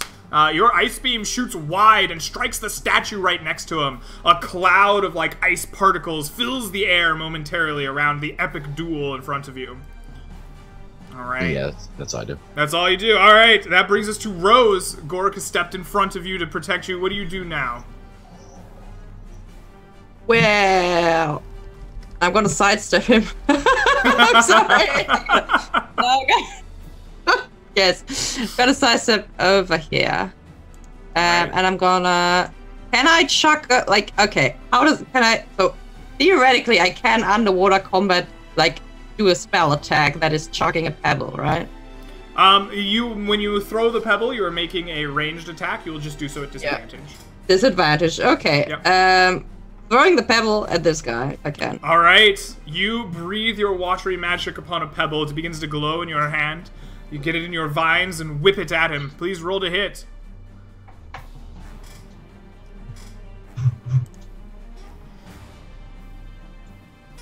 Oh, that is a normal roll. Actually, I got to do another one of those. It's the 12. All right. A 12 does hit him, though. So go ahead and roll some damage. 6 damage. 6 points of damage. You kill Steel Jagar as Jagar is just swinging with this flurry of sword strikes. A magic pebble comes zooming in and just takes this priest right in the forehead. He falls back, completely and utterly unconscious and dying in the water. I believe the correct term is kill secured. Kill secured. Very good. Yes. Faye kill secures the priest. Damn. Dips on the XP for this mob. Yes. Excellent. This is Fire Emblem. Exactly. That's my bonus and my action. So it's buff. All right. So that brings us back around to the soldiers. This one. Hold on. I said you're welcome. Oh. This soldier here is locked in an epic combat, a duel to the death with a magical sword. He continues to try to kill it, but he just can't. This one here notices that he's down, and he wants to He wants to go fight Jagar. He sees you, and you're like, you're in a bad way. I'm gonna step over this fallen fighter and strike at you. So we have 2 soldiers trying desperately to bring down the fighter. The first hits with a 24, and his secondary attack is a 20. An 18 will miss, and a miss. So we get 2 hits on you. You have 17 HP. Is that your HP or your age next to it? Okay. I have a health bar over me that you can probably see. So it says 17 for me. They strike at you with their hooked spears, sawing into your flesh for 18 points of damage. But that ends their turn. Jagar, you're still up, holding on, and in the middle of this fight. What do you do? We're gonna do some attacks back. Are either of these guys? This guy's wounded, right? He is. All right, we're gonna try and take him out. So 22 to hit will probably hit. 22 to hit. He takes 16. Yes. Roll. Ooh, very nice. Another attack is a 17. Does that hit? It does indeed. Okay. He'll take another 10. Another 10. He's still up. Okay. Third attack is a miss. Fourth attack might. That is a hit. Okay. He takes 12. 12. All right, and with that, he is bloodied. Bloodied. Okay. So that's all 4 attacks, and I don't have. You don't have any crits. Get any crits? Yeah, no, that's it. All right, that is Jagar. Do you have anything else you can do with your bonus action? No, I already used second wind and action surge, so. Okay. All right, that brings us around to Hugh. You are stable. No need to make a death save, but go ahead and roll for Esteban Montague Garcia IV. Attack! 15. That hits. Roll damage. 8 piercing. 8 piercing, and he slays the foe before him that he so gallantly mano-a-mano'd to the end. Esteban is victorious. Yeah, he does. All right. That takes down one of them. Goric, what do you do? Okay. I think if I'm counting the squares right, I should be able to move my scythe 5, 10. You can use the measuring tool. It should be accurate. Oh, it's actually accurate? Yeah. Okay. Yeah. That's fine. I tried a little harder on this map. Okay. Yeah. So perfect. I can move it exactly 20 feet up to there. Okay. Right next to Esteban, and it'll just kind of glide up and try and reap the guy that he just nice. that Jagar just attacked. All right, please roll to hit. 1d20 plus 7. 19 hits. Hang on, because I totally don't remember how much spiritual weapon does. I want to say 2d8. I think it's 2d8 plus your wisdom modifier. 1d8 plus my It's spell. 1d8 plus your wisdom. Oh right, modifier. okay. Oh yeah, no, it's not. It goes up if I cast it at higher level, but I only. Yeah, I forgot that it wasn't cantrip. Perfect. So R1d8 plus 4. He takes 12 points of additional points of damage. The scythe rips into his back, and a silent scream erupts around him. His gills unfurl, and bubbles shoot to the surface, but no sound escapes the circle. Nope. All But right. unfortunately for him, Toll the Dead isn't thunder damage; it's necrotic, so he needs to make a constitute or a wisdom save. All right, wisdom save it is. Kill secure. He fails. That is an 8. I'm gonna move. I might need to move Goric up, so I'm just gonna move Goric up to there. Okay. Okay. Getting closer to sound the bells. 2d12 necrotic damage. 22. 22. Yes, he dies. Nice. The wubs of Ungral fill the area. wubs. Yeah, Only yeah. he can hear the wubs. You just feel the force, like the ocean pulses around him, like boom, boom, boom, boom, boom, boom, boom. I And like he the just slow pile of bodies that are starting to enclose around Jagar. Right. Yeah. I think that might be Goric's third kill this combat too, which is unprecedented for him. The bad news is this soldier right here is yet to be struck. Yeah. Well, He's badly outnumbered at this point. He is. So that is Gorik's turn. Janlar, you see the pile of bodies beginning to mount around Jagar. What do you do? I'm gonna move this way, downward, in case he starts coming this way. Okay. And wait for my companions to finish this guy off. I don't need to do anything at this point. I might even start. Actually, I might just come over here and start looking at this statue. You're at 4 HP. You're at 4 HP? Look at my health bar. I can't. We can't see it. We can't see your health bar. Oh wait, what? Why? Yeah, we can't see your health bar. Why can nobody see my health bar? I Greg assume you've been hasn't taking said these hits. He keeps saying you're taking them, so I'm just assuming that. Oh yeah, no, I'm at 4 HP. I generally don't like health bars because they feel very gamey to me. I can't get all the way over there. But if you would like health bars, I will set them up. But if you do that, then you have to actually use your tokens and your character sheets and stuff. I know most of you don't. Well, you can set the health bar irrespective of your sheet. It's true. Yeah, which is why I use it. If you want those, you gotta let me know because I have yet to turn them on. Mm-hmm. Okay, so Janlard chilling on a statue. Soldier time. This soldier is determined to bring down Jagar. They've been fighting for so long. Oh, he's naturally fumbles. Why does that happen? Somebody tell me. What is the punishment for this man for being this bad? He's too eager. That's his problem. Yeah, I think he's getting desperate. have. Like he's starting to lash out wildly. You know what? It probably is, Greg. Yeah. It's probably the amount of blood in the water around him right now is probably just completely obscuring the air. He just can't see. There's so much blood in the water. He can't see. He's desperate. He's gonna roll at disadvantage. And that's a 13. That also misses. Jagar is completely fine and turns around to look at him with death in his eyes. Within 10 feet of him, there's like 7 unconscious bleeding bodies. That's a miss. That's a miss. That's a hit. There we go. All right. Probably wasn't worth going for that, but I wanted to, so it's okay. 2d6 plus 14. So he takes 19 damage. 19 and then we're just going to do a normal attack, so this isn't worth it. Okay. That's a crit. Probably should have done it. Probably should have done it. Alright, so he takes 46 plus 4. He takes another 18, and then I get a 5th attack because of that. Yes. Which is a hit. 6 plus 4. He takes another 12. He takes another 12? There it is. 19 plus 18 plus 12. He's bloodied and looks in bad shape, but you are here. Okay. Yeah. Greg, I feel like we forgot a pebble there. Did we forget a pebble? I did. I skipped you. I'm so sorry, Rose. Rose. Jump in here. Excuse me while I heroically swing a pebble at As you heroically pebble shot him.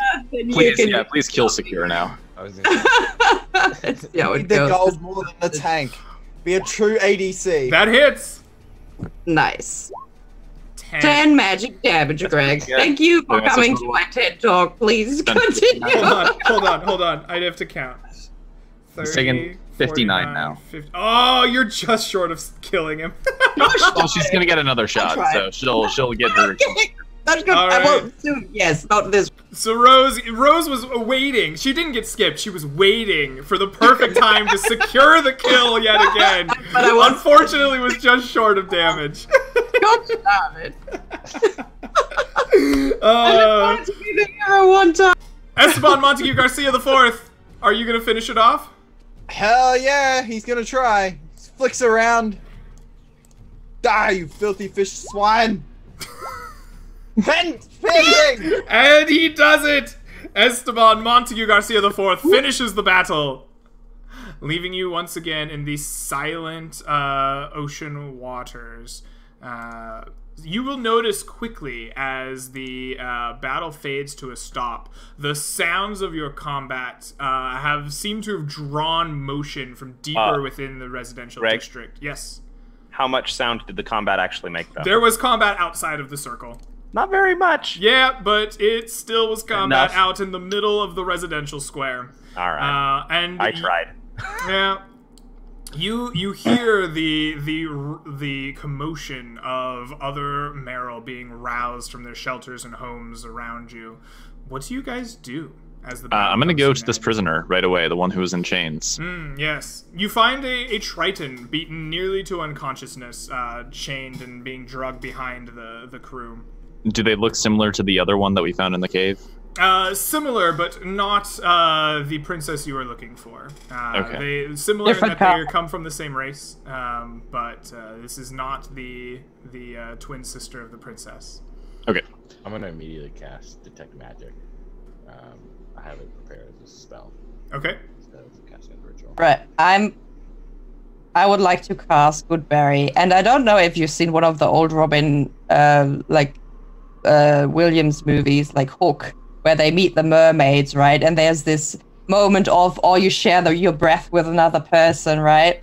So Rose swims over to you, and she chews down like a good berry, right? And she softly takes his face into her hands, and then she approaches him, and then she blows the good berry straight into his nose. Because it's way more effective, you know. So she's doing it like that to bring him back to 1 HP for now. Snorting a good berry. All right, Yep. you see Feather. You awake to Rose's. Mama bird feeding her young. I've got Rose attached to my nose, and I'm like, "Ugh!" It's like that. Excellent. You wake up with 1 HP and a rose attached to your nose. Janlar, you cast Detect Magic. Where are you looking? What are you looking for? I'm primarily looking at the statue. Okay. And the weapons dropped by the two arrows. The statue itself does not glow magic. It is a statue of a human woman wreathed in laurels, holding a book, and this book has a strange symbol of a tilting scale on top of it, carved into it.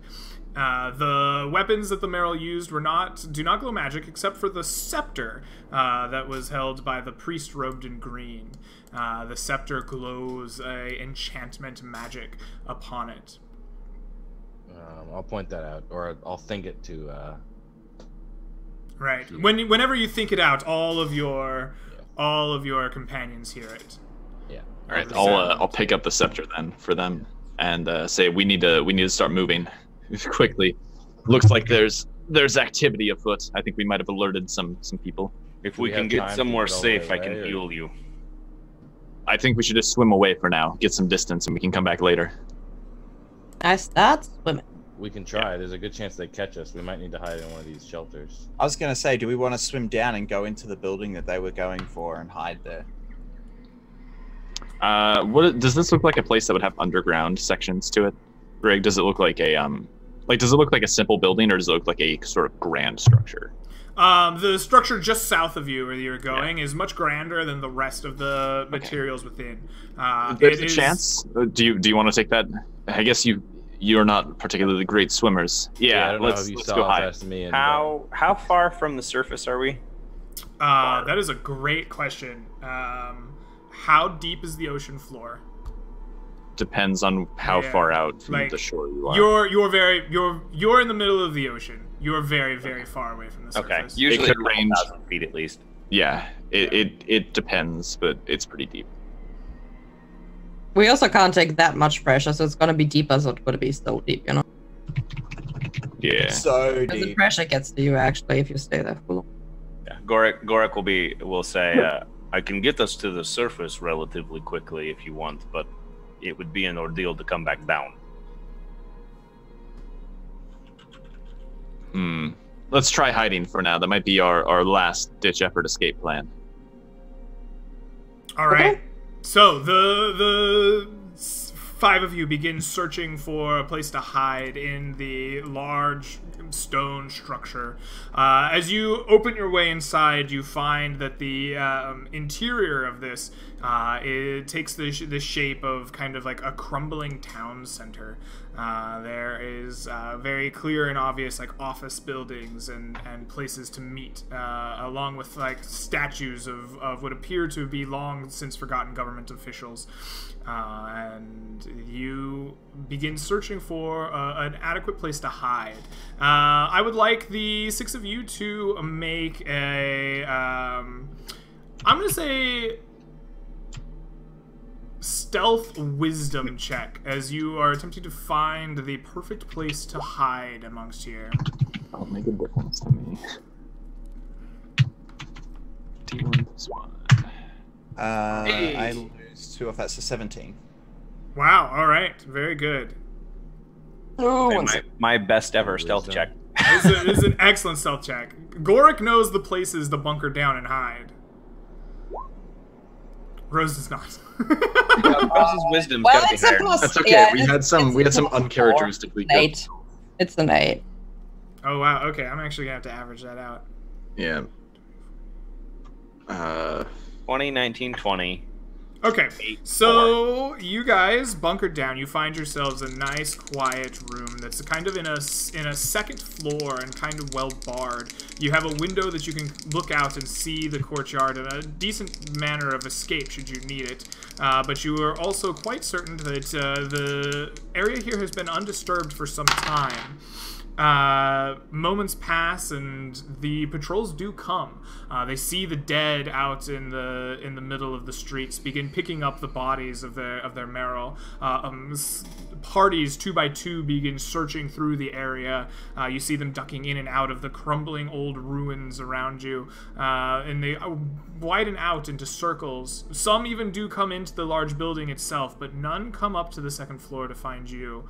and you manage to wait out the search of the Merrill. And after some time, you are quite certain that you are once again unnoticed and hidden from the city of Merrill around you. Could you say we were hiding for an hour? Enough for a short rest? 10 minutes is a short rest. Yeah, you could take a 10-minute short rest should you want Yeah, to here. fine. Bear in mind, you are in freezing cold waters. It is probably very hard for you to get a quality rest without finding some kind of dry, warm place. I'm gonna cast actually probably while we're waiting. Well, no, I'll wait until the patrols go, and then I'll cast Prayer of Healing. Okay. Which takes 10 minutes to cast. All right. But that will give everybody, I think it's 2d6. 2d8. Find it. Prayer of Healing. It's 2d8. 2d8 plus my ability modifier. And since Hugh got 1 hit point back, he doesn't automatically get max. Mm-hmm. So, Somebody quick, sneeze on me. right? Just pull out a knife and stab him really fast. That's not a great roll. I'll take it. Yeah, everyone in the party gets 9 hit points back. Okay. All and right. with the 9 HP, I'll take that opportunity to, You get 9 because hit it takes points 10 back. minutes. I'll use that for some short rest healing as well. Alrighty, so it sounds like you want to take a short rest. I want the best person of your group to make a DC 15 survival wisdom check to find a boy. dry, warm place to take your short rest. Do I get an advantage with Samba or no? Sure. Yeah, if you utilize Sambar's true sight to help you search, I will give you advantage. 21. All right. Yeah. You bunker down. You find some of these crumbling buildings actually have kept the ocean out surprisingly well, and you find a little hole in a little pocket. You can build a small fire in and warm yourselves. You take 10 or 15 minutes to bind some wounds, to eat some food, breathe some warmth out of the fire you build, and get yourselves prepared for continuing adventuring. And I think right there is where we'll take our first break, and we'll come back on the other side as you continue back out into the world at large. We will see you all in about 5 minutes or so.